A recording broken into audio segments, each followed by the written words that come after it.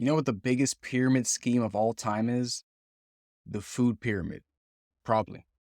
Now, some of you might be too young to know what the food pyramid is because it was apparently replaced by something called MyPlate in 2010. But when it was introduced in 1992, the year I was born, so it's as old as I am, it was kind of a big deal. In schools, I want to say this is probably the only nutrition education we got. They gave us like a printout of the food pyramid, and we just looked at that. Now, if you didn't know, or maybe if you're not American, let me very briefly go over what the food pyramid is. It's a diagram of a pyramid. At the bottom, there's a base of bread, cereal, rice, and pasta, basically certain kind of carbohydrate there. 6 to 11 servings, quite a lot.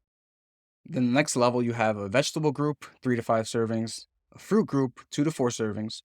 And on top of that, you have two more blocks, milk, yogurt, and cheese group, 2 to 3 servings. Then meat, poultry, fish, dry beans, eggs, and nuts group, 2 to 3 servings. The very top of the pyramid, you have fats, oils, and sweets. Use sparingly, is what they say. This is weird and fucked up. The whole ratio of everything. There's a reason for that. Does the reasoning relate to lobbying and money? Yes. Now, the macronutrient split in terms of carbohydrates, proteins, and fats in the pyramid is out of whack. It's high in carbohydrates. Now, having a lot of carbs is not bad at all. In fact, having half of your intake or, a bit below that be fully carbohydrates is totally fine. It's great, actually, for energy. But the food pyramid has that as a gigantic base. You need the other stuff. And also had this moderate in protein. I think it's probably fine what they're saying there. Maybe even a little more would be maybe helpful. And this is maybe the worst one. This is the food pyramid is very low in fats. It says use fats and oils sparingly. Now, obviously, in terms of the macronutrients, carbs and proteins, they have 4 calories per gram. Fats have 9 calories per gram. So they're doubly calorie dense. So if you're not careful, it could be bad. You can get fat kind of easily. But in terms of health, they can be really great, especially for satiety, to make you less hungry so you don't eat more and become fat in that way. So to have them be up top in the place where it says use sparingly is fucking weird, especially with oils, which, yeah, a lot of oils, like I said, have the same issue with fat. A little bit is very calorie dense and things can go awry pretty easily. But I mean, one of the healthiest things ever is like olive oil. Coconut oil is pretty cool. Avocado oil is kind of cool. So to say use sparingly, I really doubt they're talking about portion size here. I think they're just talking. They say, oh, try to avoid it. This is in the same level as fucking candy. That's absurd. Ideally, for macronutrients, this may differ depending on if you're an athlete, you're an average person, or whatever you're trying to accomplish physically with your body. It can change. But ideally, carbohydrates, 40 to 50%, so a half or a bit less. I'd aim for a bit less so you can get more protein in, which should be 20 to 30% of your calories. I'd aim for 35 to be honest, but whatever. Getting enough protein these days is hard enough, to be quite honest with you, without taking shakes. And then you got fats, which should be, I want to say it depends on your goals, obviously, but maybe like 15, 20 to 30%.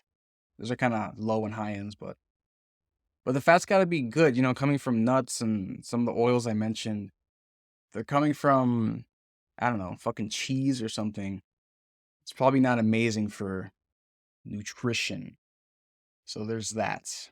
Now, the whole point of this food pyramid was to teach, probably indoctrinate children into buying and preferring certain food groups over others. Because if everyone in the world loves certain carbohydrates, because a lot of people don't understand this, don't know this, but vegetables are carbs. Some people say carbs are bad. That is doubly, triply stupid. But on the food pyramid, the carbs that are at the bottom there, how shall I say this? They're carbohydrates that don't fill you that much. So me, conspiracy theory time. They want to say to kids, hey, these are the type of carbohydrates you should eat most of. It should be your base, the base of your diet. Then a lot of people will be like, yeah, man, you got to eat a lot of stuff that doesn't fill you. Got to eat more. Got to eat fast. Then it could encourage a generation of people who love eating stuff that doesn't fill you. It's almost like they succeeded. But anyway, one thing I really don't like about the food pyramid is that it gives fats a bad name. And honestly, fats already have a bad name. I wish they would be called something else because we have the same fucking word for a macronutrient, which we should be calling, lipids or lipo something else. That's the same word as the state of having too much weight on your body. So when people talk about 1/3 of the nutrients that we need, and a lot of people in their minds are thinking, oh, bad. Yeah. It's fucked up. It's completely fucked up. And that's still around to this day. People keep thinking, oh, it's fat. No. If I eat that, I will be fat. That's not how that works. I really wish they would call it something else, but it's too fucking late. That's why we have to call the good stuff healthy fats, because it's just completely fucked. We don't say healthy proteins, right? Anyway, these healthy fats are great. They come from, nuts and some oils and stuff like that. The thing about fats that's great is that if you get them from a good source, they fill you up a lot. Very satiating. Similar thing for protein as well. They don't fill you up as much as fats do. Not density wise, but if protein has fewer calories than fat, so you can, I guess, eat more of that protein to fill you up more. So maybe, but a density level, yeah, fats fill you up more. So the fact that fats are pushed all the way to the top as to use sparingly is just fucked up. It just adds to it. The fact that it's in the same place as like the sweets and stuff like that, it makes it more ingrained in people's minds that, oh yeah, fats, that means bad and fat, and you'll be fat. It's like candy, you'll just be fat. It's just misinformation all around. And honestly, I have no idea what the nutrition education was like in this country before the food pyramid. I'm assuming it was very basic, don't eat candy, eat meat, whatever. I don't know. Some basic shit probably. But from 1992 onward, this is what people, kids and their parents thought of nutrition. So it really skewed a lot of people's perception of what nutrition should be. And of course, this came from some lobbying, some influence from elsewhere. Of course, meat producers. I don't know why they're called meat producers here. Meat distributors, maybe? I mean, just because you have a farm, you produce the meat? They're talking about producing in terms of like managing the finance and distribution. Anyway, meat producers, they pressured the USDA to change the meat dietary advice from decreased consumption of meat, which was the case in the 70s, to have 2 or 3 daily servings in later versions of this advice. Now, if you get meat from a farmer's market, maybe chicken or something, that's kind of okay, I think. Don't quote me on that. But even in better countries than the US in terms of nutrition, having a shit ton of red meat is not great because of all the saturated fats. So when people hear, oh, I need to eat more meat, and they go straight to steak, that might not be ideal. So I think overall, maybe decrease consumption of meats a bit would probably be cool, because most people are eating fucking pork and steak, which pork is like I might do a future episode on just pork in general. Pork is like the lowest form of meat, in my opinion. I'm not saying it can't be good, right? But in terms of like nutrition, it's really fatty and salty. At least in America. I'll say when I went to Japan, I had ramen with, pork in there, chashu pork. I don't know if chashu means pork actually, but anyway, I had pork in the ramen. I'm like, this is fucking incredible. This is awesome. Again, I'm not a big pork guy, but in a different country, I want to try out what they have. In Italy, we tried bacon, and it really confused me because it tasted good. Not like in America where it's kind of like salty cardboard or whatever the fuck it is, salty, greasy cardboard. In Italy, the bacon was like, it was good. It tasted like actual meat. It was crazy. It tastes like a different animal entirely. And yes, I'm such a big fucking hater of American nutrition that I don't eat like half of what people eat over here. But in other countries, it's fine because their food is less fuck with. So yeah, but even with all that, still, lowering the red meat consumption wouldn't be bad necessarily. Just saying. So that had a hand in the food pyramid construction. And of course, dairy. Gotta mention dairy. the MVP of fucking with the food advice. A lot of dairy industry groups, they lobbied, which means they paid people who can change these rules, for the inclusion of dairy as a completely separate food product, which is fucking weird. Just because something contains some kind of milk doesn't, I don't think it should be a separate food product entirely, but whatever. And actually, before 1992, there was another kind of trial, I don't know what you call it, a prototype pyramid kind of thing that existed. It's called the Eating Right Pyramid, but the USDA had to walk it back because they got pressure from meat and dairy producers about what they said on there. And they made the changes that I mentioned previously. So that's pretty cool. But like I mentioned, now we have MyPlate, which is, I guess, better, but I don't know by how much. I'll try to describe it to you. About half the plate diagram is vegetables and fruits, fruit being a bit smaller on that half. And the other half is grains and protein being a bit smaller on that half. And you gotta have dairy. So dairy is a side thing, off to the side, its own category.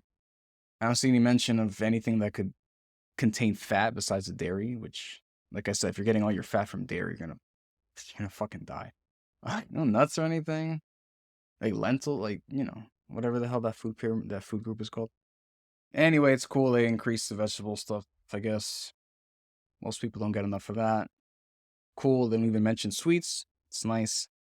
I still wouldn't really take this as guidance for you or your child's nutrition. TBH.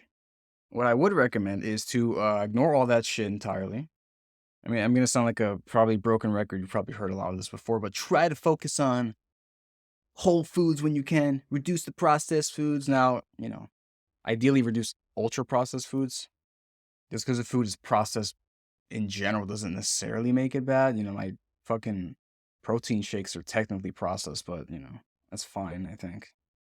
I mean, rule of thumb is if it kind of looks like sludge, it's probably not. If it has 30 ingredients, it's probably not ideal. So I would just try to look into nutrition as a whole and try to eat foods that have the least amount of ingredients if you can. Just like the food, if you can eat a food as what it is, that'd be good. Like instead of buying, this mashed potato pack at the supermarket, it contains potatoes, butter, 20 other ingredients, whatever, right? A lot of extra salt. Why don't you just go straight to the potato level and just kind of work with that? You know what I mean? That's what I mean by whole food stuff, if possible. Because the closer you get to the actual main thing, the less chance of extra bullshit that you don't need being in there. And again, sometimes these extra things in some of these foods are not necessarily bad. It's more like, why does it have to be there? Oftentimes it doesn't really need to be there, so you can just kind of do without. Let's try to do that. Get enough protein to be full. Get enough fats to be full. Like I was saying, nuts, some seeds, avocados, olive oil. I've come around to avocados. I used to dislike them, but when I went to Italy, I tried avocados and I'm like, oh, wow, they actually do have flavor. What a surprise. So it looks like it's just American avocados that lack a lot of flavor. That was disappointing and eye-opening for me at the same time. So now I know what they're capable of. I know the potential avocados. So now I eat them a bit. And honestly, if you use them to supplement certain food, like this might sound weird, but literally if you put some avocado in pasta, not as a sauce, like that's a smart, cool way to do it. I'm saying like literally put pieces of avocado on your pasta and just like kind of like smush it as you're eating. It's awesome. It adds really nice texture to it. Bit thicker than it would be if it were a sauce. But anyway, avocados are cool, great source of fats. I'm saying this because fats are missing from the MyPlate and they are stigmatized on the food pyramid. So it's letting you know. Yeah, just honestly follow that macronutrient split, like I said. Honestly, a pretty decent one for most people. I know you don't want to do math while you're here, but like 45% carbs, 35% protein, and 20% fats, that would be great for most people, honestly. Don't stress the numbers way too much, but just, have some kind of balance with the macronutrients. I wouldn't cut out any one of them for any reason unless you might die if you don't for some reason. But as per usual, make sure you look things up, double check things before you make life changes, and make sure those changes are small so you can adjust going forward. I really can't fucking believe they put fats in the same category as sweets. Holy fuck, man. They're literally saying shit like nuts and avocados are the same as fucking lollipops, man. What is wrong with this country's food system? Anyway, in the comments, leave me your favorite pyramid scheme. Oh, real quick story about a pyramid scheme. I think this might have been 10 years ago or something. When I still lived in New York. I guess I had a date or something with an older woman. We met up and I was like, cool, right? And then she brought me and her friend like I don't know, like a 40-minute drive away to some event. I'm like, oh, I wonder what's gonna happen here. This seems not the way I thought it was gonna go. And went to a presentation with uh, a lot of other people about a pyramid scheme, and I was fucking furious because I think this was right before I got my driver's license. I got mine in my early 20s because in New York, you don't really need one. Lower New York, you can just take buses and trains everywhere. So I basically had to stay there for I don't know how long, 2, 3 hours. I had no way of getting home because it was a 40 something minute drive, which means walking is fucking impossible. And I'm not like in danger. I'm just gonna be bored as shit and annoyed the whole time. So it's like, fuck. I was refreshing. Oh man, that was annoying. I was fucking furious. Oh man. Anyway, I never saw her again. So not with the shit I said in the car ride back home. Holy fuck. Anyway, if you ever fell for one of those things or got roped into one of those things, let me know. I'm curious. Right in the comments. Anyway, eat well. See you next time.